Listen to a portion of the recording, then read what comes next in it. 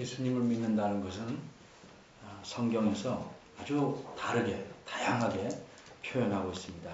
여러분이 잘 아는 대로 구원받았다는 뜻도 되고, 또 천국에 들어간다, 또 들어와 있다, 또 예수님과 하나가 됐다, 아주 다양한 말을 많이 합니다. 또 하나님의 자녀가 된다. 그런데 그 중에서 오늘 특별히 생각해 보자 하는 것은 옷 입는 것에 비유한 내용입니다. 예수님을 믿는다는 것은 옷을 입는 것이다. 헌옷을 벗고 새 옷을 입는 것이다. 이렇게 표현하는데, 헌옷이라는 말 대신에 조금 표현을 바꿉니다. 옛 사람을 벗어버리고 새 사람을 입었다라고 표현합니다. 예수님을 믿는다는 것은 옛 사람을 버리고 새 사람을 입었다. 이게 오늘 본문이 있는 3장 15절 앞에 10절에 있는 말씀입니다. 새 사람을 입었다. 그리고 이 새 사람 되는 것은 많이 배운 사람, 학벌이 좋은 사람, 또 인정이 좀 고급스럽거나 생김이 잘생긴 사람은 좀 더 새롭고, 그렇지 못한 사람은 좀 다르다. 이렇게 말하지 않습니다. 배움이나 학벌이나 인종이나 생김이나 무엇에 따라 전혀 다르지 않고 차별이 없고 똑같이 새 사람이 된다, 되었다. 이것이 예수 믿는 것이다. 라고 그 이어서 3장 11절을 말합니다. 오늘 본문이 3장 15절이 속한 큰 문맥은 12절에서 17절입니다. 여기서 말하는 것은 새 사람이 되면 나타나야 할 특징이 무엇인가 하는 것입니다.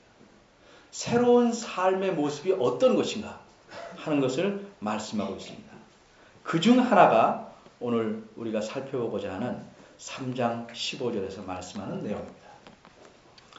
이 3장 15절에서는 크게 두 가지를 말합니다. 하나는 그리스도의 평강이 너희 마음을 주장하게 하라 하는 말씀이고, 또 하나는 너희는 감사하는 자가 되라 하는 것입니다. 이 두 말씀 다 명령으로 되어 있습니다. 그리스도의 평강이 너희를 주장하게 하라. 그렇게 할 수 있으니까 새 사람이 된 사람은, 그리스도가 믿는 사람은 그리스도의 평강이 너희들의 마음을 주장해야 한다는 말씀입니다. 또 새 사람이 된 사람은, 예수 그리스도를 믿는 사람은 감사하는 자가 되어야 한다는 말씀입니다. 이 두 가지 사실을 말씀하고 있습니다. 앞에 것부터 차근차근 생각해 보겠습니다. 그리스도의 평강이라는 것이 무엇인가?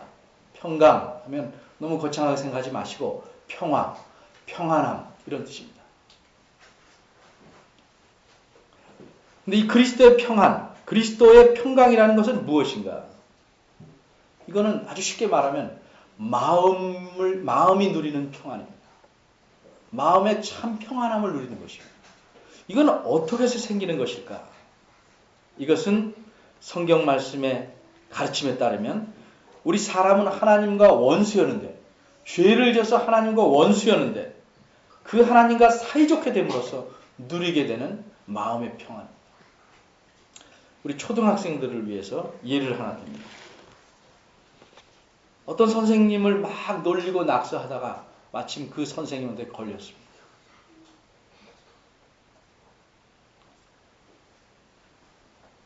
그 선생님 바쁘게 어디 가시기 때문에 너 내일 교무실로 와. 몇 학년 몇 반 누구야? 적어가셨습니다. 아마 웬만큼 간이 크진 않은 학생들은 밤새 고민을 합니다. 밤새. 내일 가서 어떻게 하단 말이야. 부모님 오시라면 어떡하나. 여러 가지 걱정이 다 있습니다. 그 다음날 갔습니다. 선생님이 자리에 없습니다. 또 계속 초조하게 기다립니다. 선생님 들어오셨습니다. 잔뜩 굳은 표정으로 들어오셨습니다. 겁이 덜컥 납니다. 근데 그 표정과는 달리 아주 부드럽게 말씀하시면서 다음부터는 그러지 말아라 하면 그때 느끼는 그 안도감, 평안함, 이런 것은 겪어본 저는 아는데 여러분은 모를지도 몰라요. 생각만 해도 충분히 그럴 수 있죠. 근데 죄를 져서 하나님이 다 죽여야 하는, 죄인들로 살고 있는데 그 목숨을 유지하게 됐다. 그것뿐이 아니고 내가 하나님의 자녀가 됐다. 그래서 하나님과 보통 친한 게 아니고 그냥 알고 안녕하세요 하는 정도가 아니고 그분의 자녀가 됐다. 에서 오는 평안함. 어린아이들이 고아원에서 이렇게 있다가 양자로 들어가면 텔레비를 보면 환경이 훨씬 좋은 데로 가기 때문에 마음에 굉장한 안정을 얻는다고 합니다. 그것보다 훨씬 더 풍성한 그 안정됨, 평안함. 이것을 여기서는 그리스도의 평안이라고 말합니다. 이것은 자기 안에서 누릴 수 있을 뿐만 아니라 남과도 함께 누릴 수 있는 것입니다. 남과도 함께 누릴 수 없는 평안이라면 그 출처를 의심해 봐야 됩니다. 그러면 이 그리스도의 평강이라는 것은 저쪽 성경 다른 곳에서 말하는 하나님의 평강과는 다른 것인가? 빌립보서 4장 7절에 보면 이런 말씀이 있습니다. 아무것도 염려하지 말고 오직 모든 일에 기도와 간구로 너희 구할 것을 감사함으로 하나님께 아뢰라. 그리하면 모든 지각에 뛰어난 하나님의 평강이 그리스도 예수 안에서 너희 마음과 생각을 지키시리라. 그때 말하는 하나님의 평강과 다른 것인가? 똑같은 것입니다. 그럼 왜 여기서는 그리스도의 평강이라고 말했는가? 이것은 이런 하나님의 평강, 하나님이 주시는 평안을 얻는 근거가 무엇인지를 뚜렷하게 말하기 위해서 그리스도의 평안, 그리스도의 평강이라고 말하고 있는 것입니다. 어떻게 하나님의 평강을 누리게 되었는가? 그리고 그 이후로 계속 이분께 기도하면 그것을 누릴 수 있는가? 그 근거는 예수 그리스도에게 있는 것입니다. 그분께서 죄의 모든 책임을 지시고 그 죄값으로 대신 자기 목숨을 내어놓으셨기 때문에 이제 더 이상 그리스도를 믿는 자들을 죄인으로 여기지 않으시고 죽을 자로 간주하시지 않기 때문에 우리는 하나님의 평강을 거듭해서 누릴 수 있는 것입니다. 이런 의미에서 하나님의 평강을 그리스도의 평안이다, 평강이다 라고 여기서는 말하게 된 것입니다. 근데 이러한 예수 그리스도의 죽으심으로 우리가 누리게 된 하나님의 평안을 우리가 갖게 됐습니다. 예수 믿지 않는 사람은 전혀 맛볼 수 없는 것입니다. 난 예수를 믿는데 그거 잘 못 느끼는데 자세히 생각해보면, 자세히 살펴보면 안에 있어요. 벽에 금이 가면 물이 스며들 수밖에 없는 것처럼 예수님을 정말 믿으면 신앙이 어려도 그 안에 곧 흐트러지기도 하지만 그 안에 언제나 변하지 않고 있는, 흐르는, 얕게라도 흐르는, 고여있는 평안함이 있어요. 그게 그리스도의 평안이에요. 신앙이 어려서 다른 파도가 덮치면 꼭 사라진 것 같이 보여도 다시 제자리를 찾고 뭔가 마음을 평안하게 만드는 그것이 하나님께서 주시는 평안함입니다.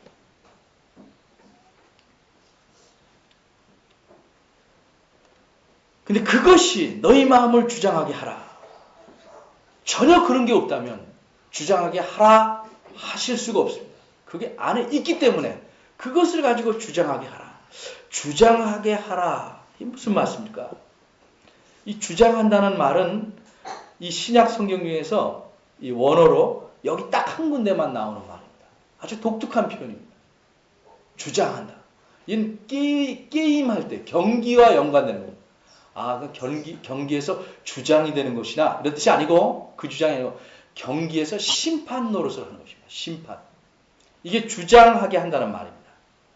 고대 경기는 막 싸우죠. 칼을 가지고 검투사도 있고 몸으로 싸우기도 하고, 이런 격렬한 경기에서 자격을 갖추지 못한 자는 실격시키고, 반칙하면 벌을 주고, 잘하면 상을 주는 자가 심판이었습니다. 모든 것은, 그 경기의 모든 것은 누가 결정하는가? 심판이 결정합니다. 우리가 야구 심판을 특별히 엄파이어라고 그러는데, 야구 심판 딱 보면 딱 들어간 것 같아도 아웃 그러면 아웃이고 세이브 그러면 세이브입니다. 심판이 절대적입니다. 그리스도의 평안이 너희 마음에서 심판이 되게 하라. 모든 것을 결정하게 하라 하는 뜻입니다. 이게 무슨 말일까? 내 마음의 평안을 흔드는 모든 것, 이것을 해야 될까 말아야 될까? 이게 평안을 깨트리는가 아닌가에 따라서 결정하라는 말. 평안을 깨는 것이면 하지 말고 평안을 유지하는 것이면 증진시키는 것이면 하라. 평안이, 내 마음에 있는 그리스도의 평안이 모든 것을 결정하는 잣대가 되게 하라 하는 뜻입니다. 우리 삶을 살펴보면 하나님의 뜻을 순종하면 평안이 유지되고 증진되지만 하나님의 뜻을 무의식적으로라도 혹은 의도적이 아닐지라도 불순종하게 되면 평안을 잃고 평안이 줄어들고. 그러면 여러분 이런 생각하실 수 있어요. 다른 사람들 평안 많이 한대요. 그것을 성경에서는 거짓 평안이라고 합니다. 평안한 사람 많습니다. 주변에 둘러보면. 무식해서 평안한 사람이 있어요. 남들은 다 아는데 너만 몰라. 얼마나 마음이 편해요. 사백에서 불이 일어나서 지금 막 급한데 자기 혼자 일어난 줄 몰라요. 실컷 코 골고 잘 수도 있어요. 요나, 선지자 요나. 하나님 말씀에 불순종해서 배를 타고 반대쪽으로 도망갑니다. 심정이 어땠는지 모르지만 배 밑창으로 아래층으로 내려가서 잠을 청합니다. 어떻게 보면 태평한 태도입니다. 미련에서 누리는 거짓 평안도 있다. 전적으로 무관심에서 누리는 거짓 평안도 있어요. 남의 일에 관심이 없어요. 나만 잘 사는 거예요. 평안없죠. 옆집에 뭐가 있는지 관심 없어요. 옆집에 뭐 강도가 들어도 나는 관심 없어요. 그냥 평안해. 내 집에 안 들었습니다. 그런 평안을 거짓 평안이라고 합니다. 그런 건 진정한 평안함이 아닙니다. 자기가 믿는 그것이 문제가 생길 때는 순식간에 다 잃어버리고 마는 거죠. 돈을 믿는 평안함이 있어요. 통장을 들여다보고 얼마나 마음이 평해요. 넉넉하다. 우리 공부했죠?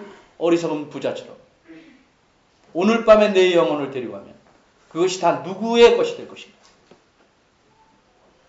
자기의 건강을 믿고 자기 어떤 것을 의지해서 누리는 평안함 잠시 있을 수 있습니다. 또 길게 갈 수도 있습니다. 그것이 사라지면 모든 것을 잃어버리고 그 전에 비참한 상태보다 더 깊은 비참한 상태로 빠져버리고 마는 것입니다. 사람들은 자기가 가진 거짓 평안을 잃기 싫어서 새로운 것을 알려고 하지 않아요. 자기를 들여다보려고 하지 않아요. 마치 닦기 싫어서 얼굴을 비춰보지 않고 묻은 걸 안 지우려는 사람처럼 그렇게 헛된 것을 평안의 근거로 삼고 살아갑니다.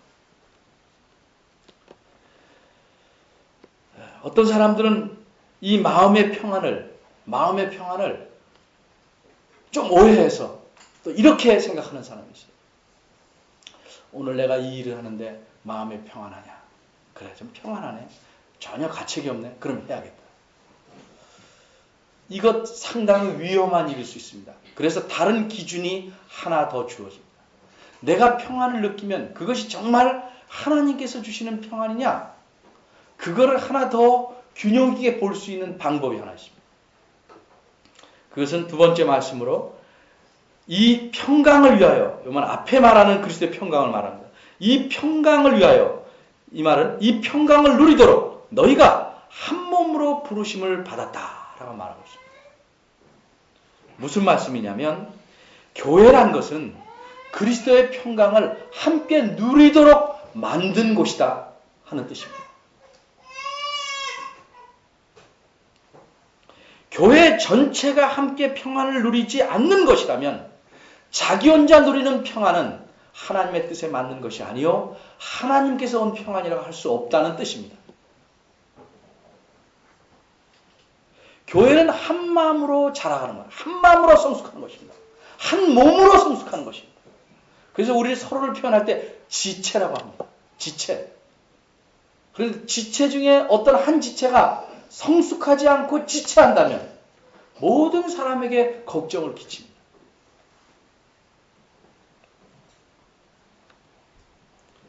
내 마음의 평안을 추구한다. 내 마음의 평안이 있다고 해서 교회 전체를 무시하고 내 마음대로 무엇을 하면 내 평안을 추구하고 내 좋은 대로 하면 그건 다른 지체들에게 불안을 끼치는 것입니다.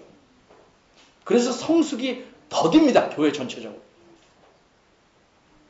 그건 마치 집안에서 함께 살면서 각 집안의 식구들이 나 좋은 거 내가 알아서 한다는 식하고 똑같은 겁니다.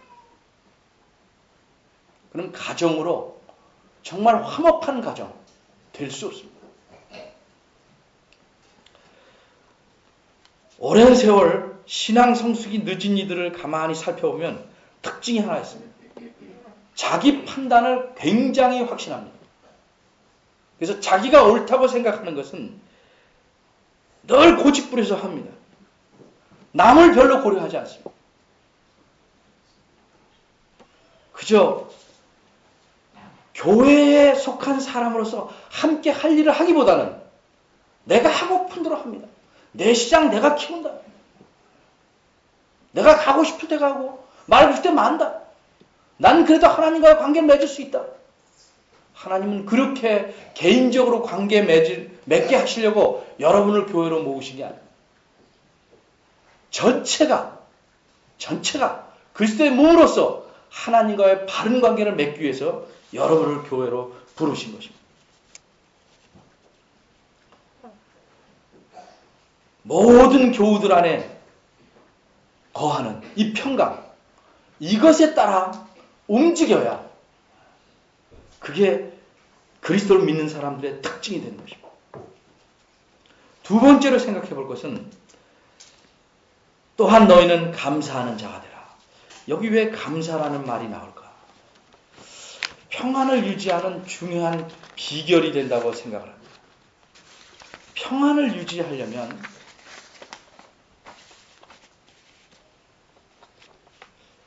원망해서 평안을 유지할 수 없습니다.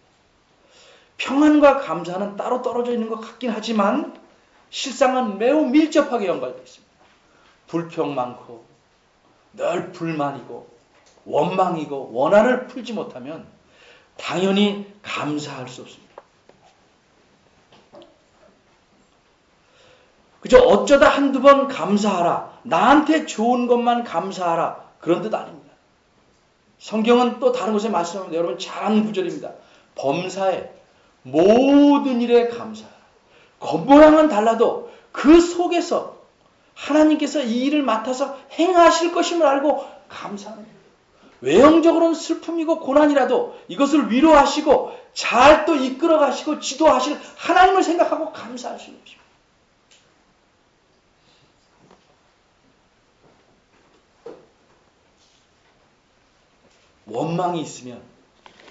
원망이 있으면 감사하지 못합니다. 원망은 어디서 생겨요?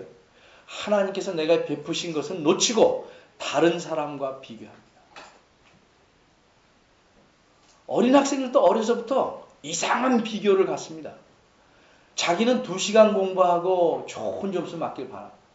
다른 학생은 4시간 공부하고 좋은 점수 맞으면 그걸 시샘합니다. 자기가 2시간 모자랐구나. 이렇게 생각하지 않습니다. 왜? 부모들이 자꾸 잘못 가르칩니다. 네가 머리가 뭐가 나? 네가 쟤보다 뭐가 나? 이런 비교식, 잘못된 것을 가르치는 바람에 아이들은 노력하지 않고 게으른 상태에서 계속 비교만 하고 좋은 것을 바랍니다. 안엔 불평과 불만, 원망만 쌓입니다. 이틀 전에는 어린이날, 내일은 어버이날입니다. 요새는 감사를 눈에 보이는 것으로 반짝 하는 것에 아주 익숙해진 세상입니다. 진심으로 감사하고 그 진심의 감사를 적절하게 표현하지 않고 진심을 과장시켜서 표현하거나 아무것도 표현하지 않고 진심이 있다고 말하거나 하는 양극의 현상이 많이 벌어져요. 어릴 적부터 아이들에게 감사함을 가르치십시오. 아주 중요합니다. 원망할 일, 외형으로 원망한 일 같아도 그 안에 담긴 긍정적인 것을 보게 하십시오. 이 부모가 할 일. 말세에는 어떤 현상이 나타나는가? 디모데 후서에 보면 여러 가지 중에서 굉장히 많이 써놓는데 18가지를 써놓은 것이 있습니다. 그 중에 몇 가지가 이런 겁니다. 말세에는 사람들이 자기를 사랑하며 돈을 사랑합니다. 이 말을 이렇게 묶어서 나타나 맨 끝에는 뭐라고 그럽니다? 쾌락을 사랑하기를 하나님 사랑하는 것보다 더합니다. 자기밖에 모르고 쾌락을 좋아하고 하나님을 잊어먹는 것이 말세의 특징입니다. 그 가운데 놓인 것이 무엇이냐? 감사치 아니야.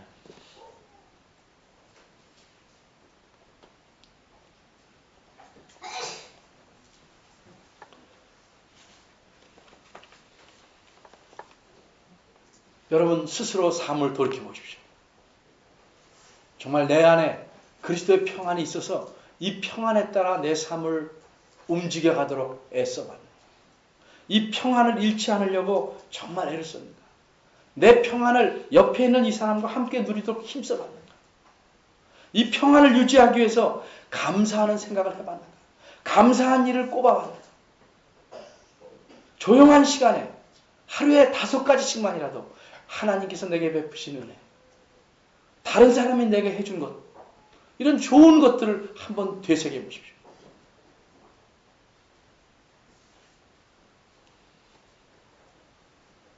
거의 욕심 많은 어린이들처럼 아주 놀랄만한 무엇이 손에 주어져야만 감사하는 버릇을 버리시고 아주 작은 것에도 감사해야 합니다. 시편 136편을 우리가 한번 생각해보고 오늘 설교를 마치려고 하는데, 시편 136편 한번 보시겠습니다.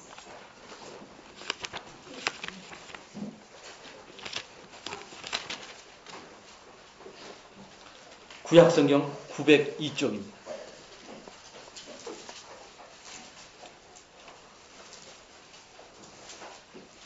26절인데 이거 다 하지 않고 앞에 몇 절만 간단히 생각해 보죠. 무엇을 감사할까? 도대체 무엇을 감사할까? 이렇게 말합니다. 여호와께 감사하라. 그는 선하시다. 그리고 그 선하심, 인자하심이 잠깐 있는 것인 거예요. 영원하다. 자녀인 우리들에게 영원하시다. 모든 신에 뛰어나신 하나님께 감사합니다. 부모는 내 자식이 건강하고 정말 거짓되지 않고 바르게 살려고 하고, 이거 감사한 일이에요. 또 조금 아파도 그 다음 시간 지나면 나고, 가끔 말 안 듣지만 말 들으려고 하고, 또 감사한 일입니다.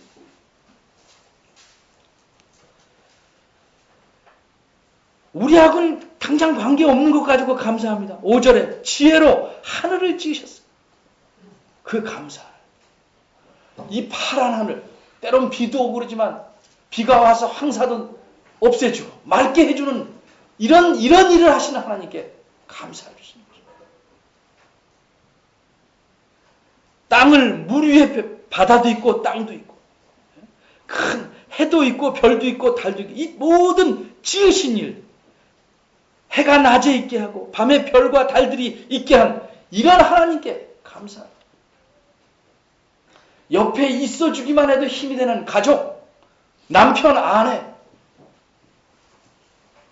아이들, 이런 것으로 인해서 감사합니다. 우리는 너무 감사하는데 인색합니다. 어버이날, 어린이날 매년 겪으면 뭐합니까? 진정한 감사가 안에서 솟아나지 않으면 별 의미가 없습니다. 그저 선물을 보고 좋아하는 연습만 한번 하는 것입니다. 근데 진정한 감사는 하나님께서 베푸신 은혜를 아는 데서 오는 것입니다. 그리고 그분의 평안을 누리고 그 은혜에 감사하는 데서 남과 그 평안과 감사를 나누고 감사하는 삶을 살 수 있는 것입니다. 이것이 새 사람이 된 그리스도인들이 갖는 중요한 특징 중에 하나입니다. 감사하는 만큼 성숙한 사람입니다. 평안한 만큼 성숙한 사람입니다. 이런 사람이 행복한 사람입니다. 주변에 다른 분들이 여러분을 볼 때 어떻게 느낄까? 저 사람은 맨날 입에 불평과 불만을 달고 산다. 저 사람 늘 들들 끌고 산다. 내가 볼 때는 훨씬 저 정도면 안정적이고 걱정할 거 없는 것 같은데도 왜 이렇게 안달복달하냐 하는 말을 듣는다면 여러분들은 참 부끄러운 그리스도인이 아닐 수 없는 것입니다.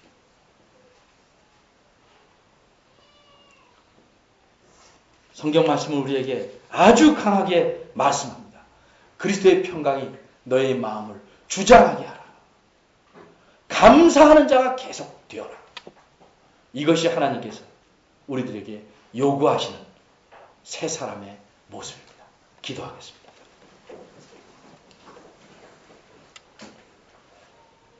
하나님 아버지, 우리 마음속에 쓴 뿌리를 지하여 주시고 원만과 불평과 원한을 제하여 주시고 그리스도께서 우리를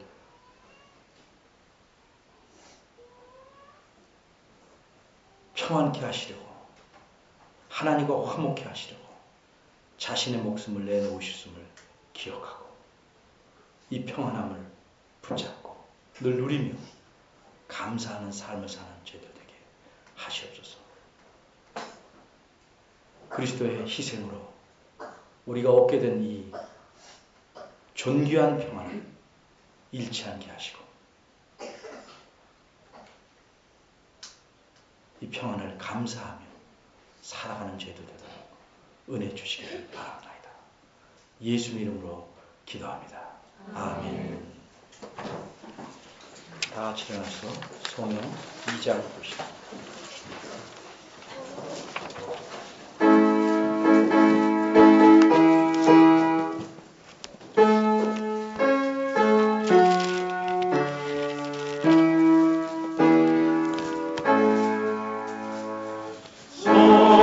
성자 성령께 찬송과 영광 돌려오네. 새초로 지금까지 또